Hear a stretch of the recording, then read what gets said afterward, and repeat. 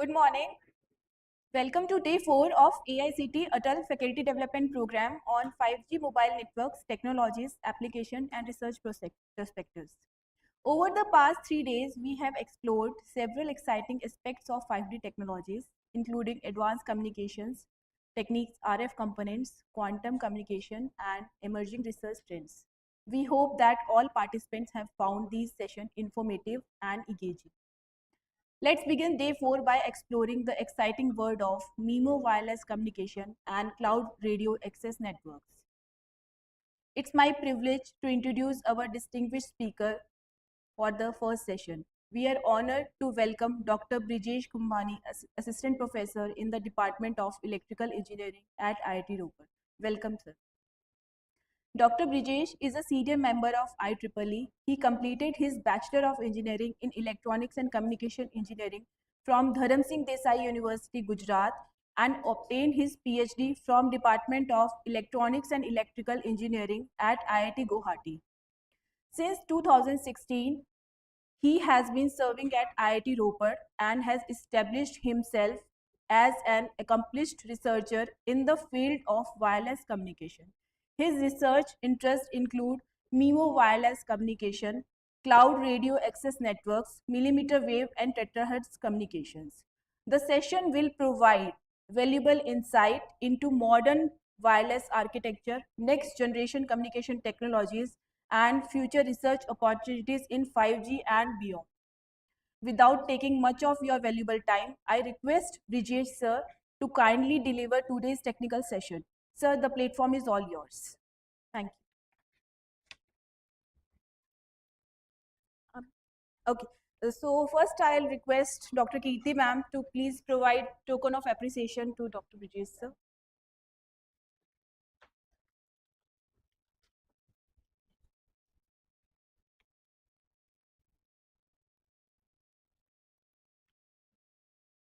Thank you for coming, sir.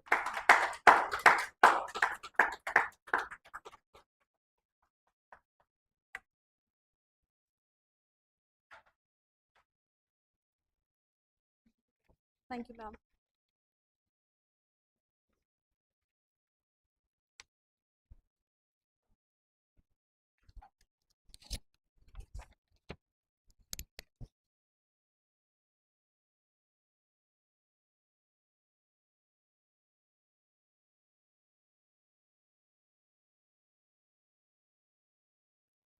Okay. Yeah. Okay.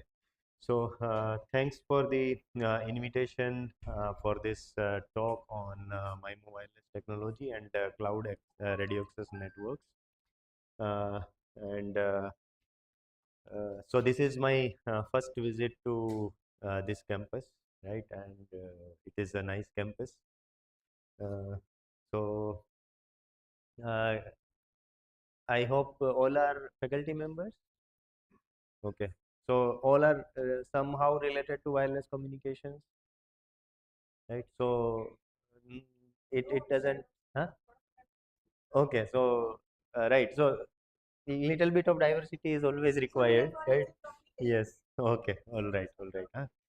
So although I belong to electrical engineering department, but my background is from electronics and communications, right? So okay. So just to modulate my talk, I would like to get an information. Are you people familiar with these terms, MIMO or CRAN, at least RAN, radio access networks, right? Okay. Yeah, so some people are there, right? So just to decide how much time I need to devote on what topics, right? So okay. But I didn't get response from most of you, so I believe that these terms are new, right? So I'll just introduce basically the evolution of communication systems. Then how did we proceed towards MIMO, right? And then some of the technologies, right? So MIMO is basically multiple antennas at transmitter as well as receiver, but there can be many ways in which this hardware can be utilized, right? So these are some of the things like space-time block codes, transmit antenna selection, special modulation, and special modulation with transmit antenna selection, large MIMO, massive MIMO, right? There are many other techniques also, but given the limited time, we will be discussing briefly these some of these technologies, and then we'll go towards CRAN architecture evolution, right? And uh, building upon the CRAN architecture, our next session, like the article discussion, right? So that will in that we will be using some of the modalities of CRAN, right? So that is what we will be building upon what our discussions will be there for the article, right? Okay, so the beginning of the communication, right? So if we see most of the communication, right? So in the beginning, it began with the wireless only, right? So what we talk, that also is wireless, right? So the beginning, right? So the ancient forms, right? So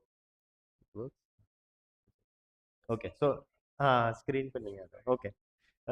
So ancient forms, right? So they were again fire alarms, smoke signals, drum sounds, bullet firing, right? So very old technology, right? So primitive, right? So when nothing was developed, right? So these were the forms, right? And then in intermediate forms we had bird messengers, people traveling to pass the messages, right? And the postal service, right? So then the telegraphy and everything that came, right? And the modern forms are electromagnetic waves, infrared, laser, right? So if we consider the wired ones, then optical fibers, right? So then what we have is these technologies, right? So mostly we are using wireless technology since long, right? So if it is not technology, but wireless is a medium to communicate, right? So then the electronic wireless communication, right? So it began with the Marconi's radio system, right? So but now even the IEEE, right? So IEEE has also accepted that the beginning of the wireless communication or wireless transmission, right? So that was pioneered by JC Bose, right? So but that was the initial system, right? So that was the broadcast system, right? And then we transmitted messages in wired form, right? That was pulse based communication, and then the system developed, and slowly we moved towards the current communication systems, right? So that is the generations, right? So if we talk about the electronic wireless communication, so there are carrier based communications where we commonly modulate the signal as AM, FM, and PM, right? So mostly used for TV and radio broadcast, right? So the beginning of that, right? And then we moved to pulse based communication, right? So telegram service, that was the beginning of that, and UWB communications, that is also pulse based, but that is a modern form of it, right? And then the current technology, which is cellular communication, right? So that uses division of the geographical area and uses frequency reuse, and we all now know, even the layman person also knows the terms like 4G, 5G, and 6G, right? So that is what the advances are going on, right? So if we divide the uh, communication schemes, right? So we have analog communication schemes, digital communication schemes, right?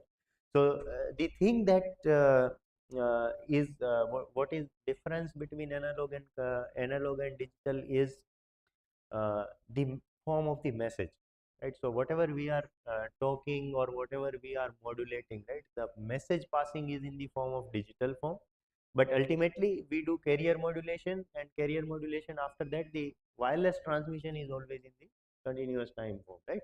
So analog modulation schemes are like AM, FM, PM, QAM. Digital modulation schemes, we simply have the corresponding names as ASK, FSK, PSK, and QAM, right? Okay.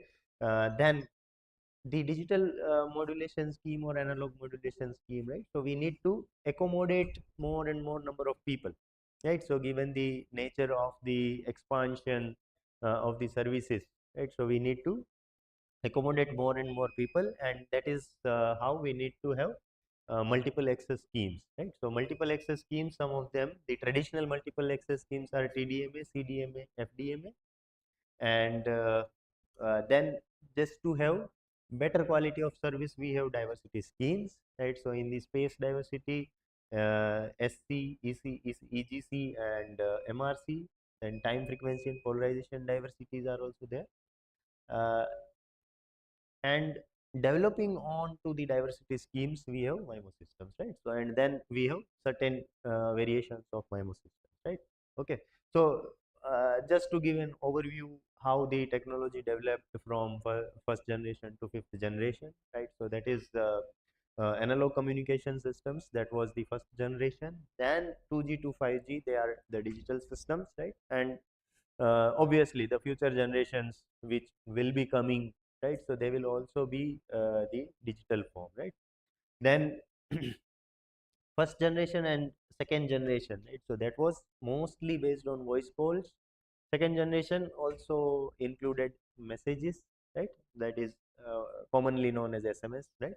Then voice plus data, right? So the internet internet technology through mobile telephony, right? So that was the first version that came in the form of GPRS, right?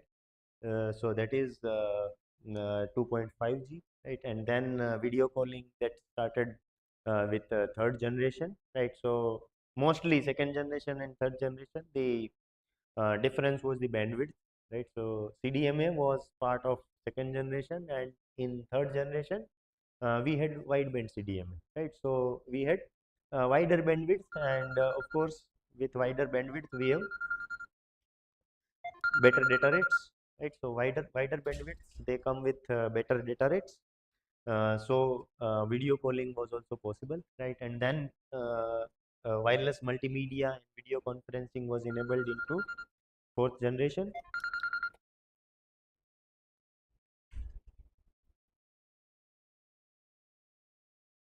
right? So that was into the fourth generation, and then fifth generation, right? So it included small cells, heterogeneous network. Also, although some form of heterogeneous networks was there in fourth generation also, right? But the main difference that 5G brought was the inclusion of millimeter wave spectrum, right? So first generation to fourth generation, this millimeter wave spectrum was never into the standardization, and 5G has approved this millimeter wave spectrum also as a part of the standard, right? So then in mobile telephony, so this is what I already said, right? So it includes cellular structure of geographic region, then frequency reuse. When a person moves from one cell to another cell, there is a handoff. Then earlier there was a concept of roaming, which is now no, which doesn't exist any longer now. And GSM and CDMA, that was 2G, WCDMA was 3G, and OFDM MIMO was 4G, right? So I just forgot to uh, modify this one. 5G is already standardized. 6G is under standardization, right? Okay. So digital modulation, we all know, right? So this is what is very basic form of transmission of digital messages, right? So where we have constellation diagram minus a and a, that is what we transmit, right? And the higher order modulation scheme, we have more of such points that we transmit, right? So even if we have such a transmission, right? So when the noise gets added onto it, right? So the effect of noise is shown over here, right? So how the constellation diagram gets modified with different magnitudes of noises, right? So over here the black dot, right, or the black star mark which we see in the center of every constellation point, right? So that is without the signal without any noise, right? And then the signal starts spreading with increasing noise, right? So when we increase the noise, SNR value gets degraded, right? So degrading the SNR values, right? So what we see is uh, when the noise increases, we'll have this patch will become wider and wider, right? Okay, so for 10 dB SNR, we see that the complete annular region, right? So we cannot separate these regions, right? And the same thing, right? So that is observed in the form of beta error rate, right? So okay, so beta error rate I will show, but this is something like when we go for higher order modulation, right? So when we go for higher order modulation, we will have more number of points in the constellation, right? So and the constellation points, they are directly related with the average energy that is required to be transmitted, right? So if the points are farther away from the origin, we need larger energy to transmit that point, right? So when we have more number of points, right? So when we have more number of points, like in this is 4 QAM and this is 16 QAM, right? So the center 4 points, right? So these are same as the 4 QAM and outer points, right? So they are required to transmit at higher energy, right? Or if we want to keep average energy same in both the cases, right? So in that case, we need to compress this, right? So when we compress this, these points will come near to each other, right? So when they come near to each other, what will be the effect? Beta rate will be more, right? So probability of error will be more in when the constellation points come to near to the each other, right? And the same thing is observed over here. So this is BER plot for 4 QAM and 16 QAM, right? So if we observe at some point, right? So let us say 10 dB SNR, right? So for 4 QAM, the beta rate is in below 10 raised to minus 5, which is much higher than that, right? So for the 16 QAM, right? So that is what is the effect of constellation points coming near to each other, right? And this plot, right? So this is for only AWGN channels, right? So I hope AWGN is clear to everyone, right? Okay, and for this the consideration is that the average energy of transmission for constellation, that is kept same in both the cases, 16 QM as well as 4 QM, and that is how we get this BER difference. If we keep the average energy different and we keep the distances, minimum distances between the constellation points same, right? In that case, BER will be same, right? So then whatever then there will be difference in the energy that is required at the transmission, right? So we have that difference, okay, right. So that was with AWGN only, right? On top of it, when there is wireless communication and there is a mobility into it, right? So mobility, then there will be a fading, right? So fading is mainly because of multipath effect and there is mobility, right? So when there is mobility, there will be relative velocity, then there will be Doppler. When there is multipaths, then there will be delays in different paths, different delays that will contribute to delay spread, right? So your pulses, right? So if you are transmitting in the form of pulses, the pulses will get widened, right? So when the pulses gets widened, right? So then we will have intersymbol interference. In addition to that, we have noise also, right? But when we are transmitting with carrier, right? So that widening of pulse and the uh, effect of Doppler, right? So collectively it becomes fading, right? And then the average power that is received, not the average but instantaneous power that is received, that will vary, right? So at some instant, even if your receiver and transmitter are fixed, the reflectors are moving, then also there will be variation in the power that is received at some particular location with respect to time, right? And that is what is the fading, right?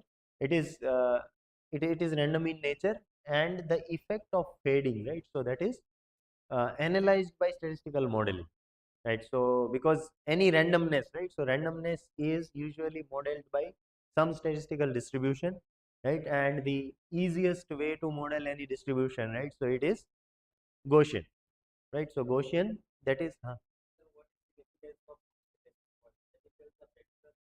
The QBD system will be it under tells both magnitude as well as phase, right? will be So compromised. if you see, So this is the main assumption which we are following here. So if we say that QKD is ultimately absolutely secure, it's not. Under some assumption, it is secure. So no, see, now coming to always the you don't need sample to QKD measure simulation always implementation. the distance, So right? So when the people you who are go not into from this polarization, background, they right? can have the understanding So of this that kind of system. polarization also So becomes one of the bases, we right? are having the Okay, LS so at the over box. here it is two-dimensional, right? From the LS When you side, add there is one polarization laser over it, which is right? sending So the that is pulses, the third dimension, right? So continuous wave here, laser. because we can But visualize only two-dimensional whatever things, key right? we That is want to send, easy we to are having visualize, a right? random But number then generator. that polarization So axis, right? So randomly that will will generate add the to key. one more This is axis, the right? 10104 Okay, form. so then But we have to make the pulses. So you we put are that using the vector, right? So pulse here they generator. are two-dimensional vectors. So based on You this put number polarization also, they 01010, become three-dimensional so the vector. pulses will be Every generated, and constellation these point, pulses are right? the So that will electrical be now pulses. represented This is into the optical three wave. dimensions, So right? So one is x-axis, so y-axis, these electrical x and pulses y, will they be are modulated in into phase the and optical quadrature form, phase and point. finally the optical output Then polarization, that will will be come one out more from axis, this Mach Zehnder right? modulator. So Now now you will find we distance are in having three dimensions,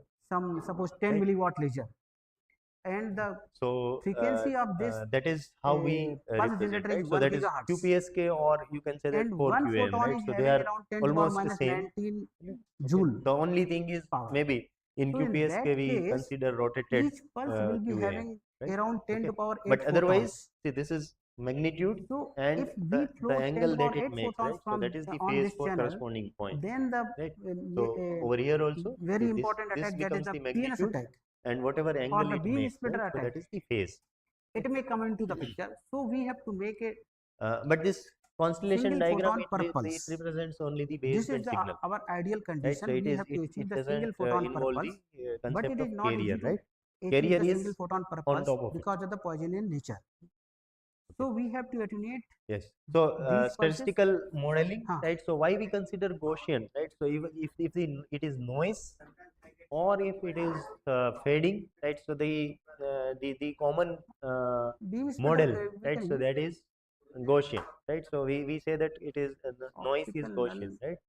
So behind Huh, that, 50 50 this 50 50 central 30. limit So theorem plays in a that role, case you can use. right? So central limit Huh. theorem, it says that if you have very large number of So sources beam and splitter also comes into each some source ratio, no? behaves 90 to as a 10. random, right? And So in we that can case, use the that kind of collective thing. effect, that will always be Huh. Gaussian, right? Changeable. So It's that a is how changeable. It's changeable. in the generation of So noise, actually what we this consider is coupling every coefficient atom in the is standard cow protocol, is it's contributing to the 0.1. generation of noise, right? So So this is the that is simulation how of the cow protocol. large number of Just for the atoms they simplicity, are I'm showing contributing, this and thing because this therefore is it simple becomes protocol. Gaussian, right?